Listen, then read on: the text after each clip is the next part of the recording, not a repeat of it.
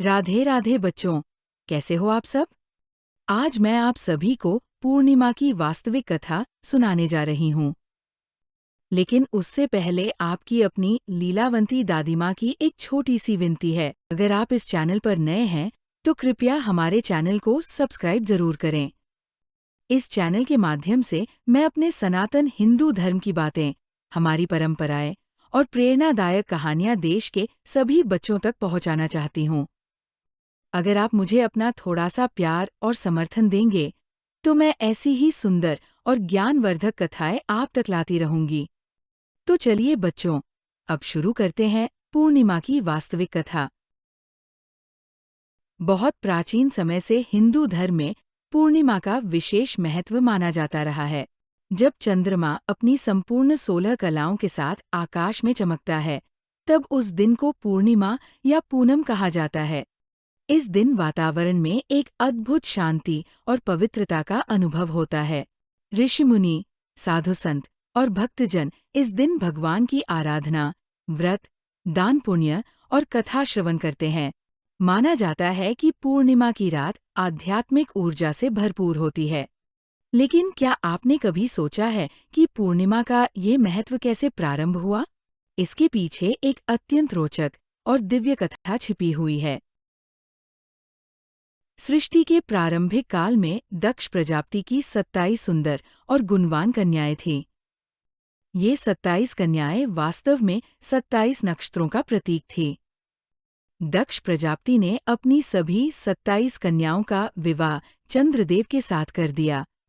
चंद्रदेव अत्यंत सुंदर, तेजस्वी और मनोहर थे।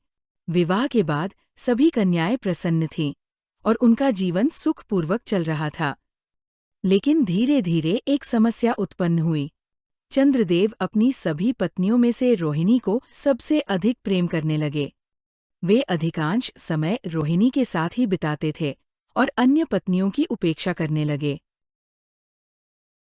जब अन्य कन्याओं ने अपने पिता दक्ष प्रजापति को ये बात बताई, तो वे अत्यंत दुखी और क्रोधित हो गए। उन्होंने चंद्रदेव को समझाने का प्रयास किया कि सभी पत्नियों के साथ समान व्यवहार करना उनका धर्म है। लेकिन चंद्रदेव ने अपनी आदत नहीं बदली। यह देखकर दक्ष प्रजापति का क्रोध और बढ़ गया।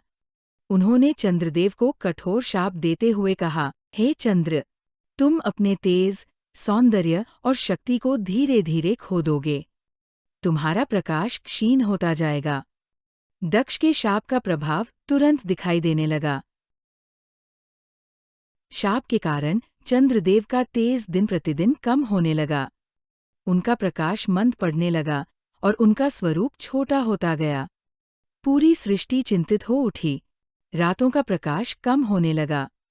देवता, ऋषि और मनुष्य सभी परेशान हो गए। चंद्रदेव को अपनी गलती का एहसास हुआ। उन्हें समझ में आ गया कि पक्षपात और अहंकार के कारण ही वे इस संकट में फंसे हैं। तब उन्होंने इस शाप से मुक्ति पाने का उपाय खोजने का निश्चय किया। चंद्रदेव पृथ्वी पर आए और भगवान शिव की कठोर तपस्या करने लगे। उन्होंने कई वर्षों तक निरंतर ध्यान, जप और उपासना की। वे दिन-रात केवल भगवान शिव का स्मरण करते रहे। अंततः उनकी भक्ति और तपस्या से प्रसन्न होकर भगवान शिव प्रकट हुए।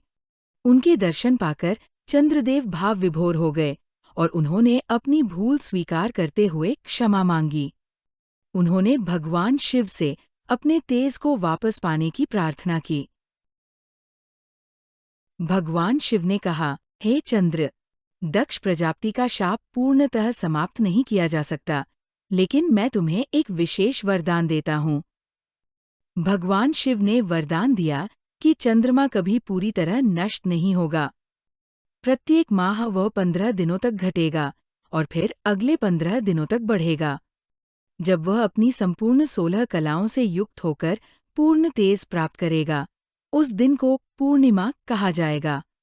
तभी से चंद्रमा का घटना और बढ़ना प्रारंभ हुआ और पूर्णिमा का पावन पर्व अस्तित्व में आया।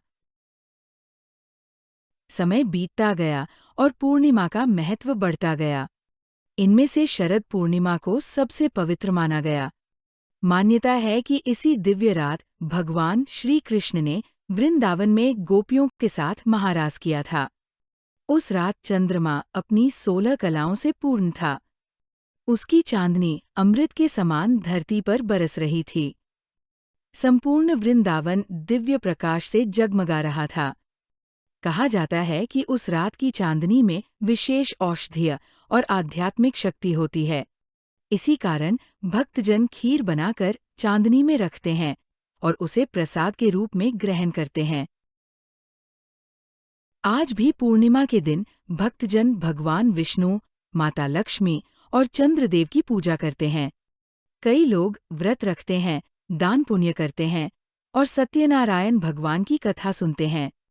पूर्णिमा हमें एक गहरा संदेश देती है। जिस प्रकार चंद्रमा शाप और अंधकार के बाद भी पुनः अपनी पूर्ण चमक प्राप्त कर लेता है, उसी प्रकार मनुष्य भी कठिनाइयों, असफलताओं और दुखों के बाद धैर्य, भक्ति और परिश्रम से फिर से सफलता और सम्मान प्राप्त कर सकता है।